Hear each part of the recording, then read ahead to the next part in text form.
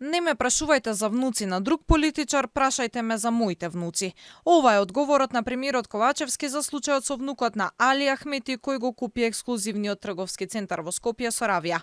Опозицијата побара од Ковачевски да се расчисти овој случај, да се провери од каде се парите, ама премиерот се огради од прашањата. Тој не одговори дали разговарал со Али Ахмети за последните случувања. За внуците на друг политичар ќе го прашате, тој политичар. Мене може да ме прашате за моите внуци.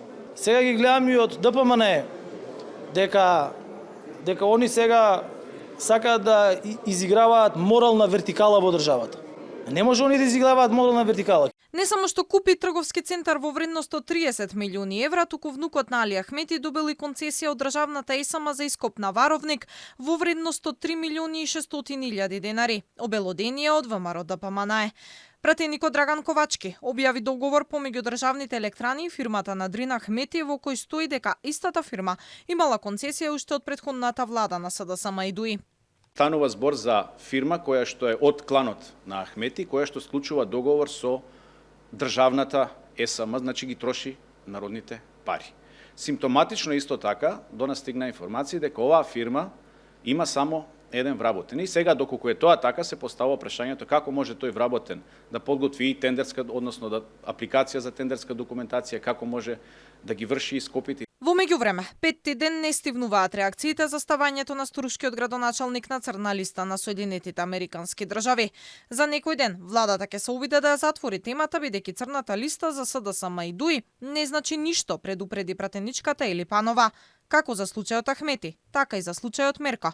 Премиерот се огради од коментари. Топката ја префрли во обвинителството и судовите. Она кое што во суштина би требало да значи една ваква црна листа на Соединетите Американски држави, на една влада која што има искрени аспирации кон Европската Унија, е нешто сосема друго. Тоа веројатно би значело дека е дадена една голема задача на правосудниот систем во Република Македонија. Ако Мерко беше веројатно припадник на било која друга политичка партија или ВМРО ДПМН, веројатно до денес веќе ќе беше во притвор. Струшкиот градоначалник Рамис Мерко стана непожелна личност во САД. Откако Стейт департментот го запиша на црна листа, јавноста не слушна никаков коментар од Мерко. Тој 2 дена претходно побарал да му биде замрзнато членството во ДУИ, а партијата тоа го одобрила.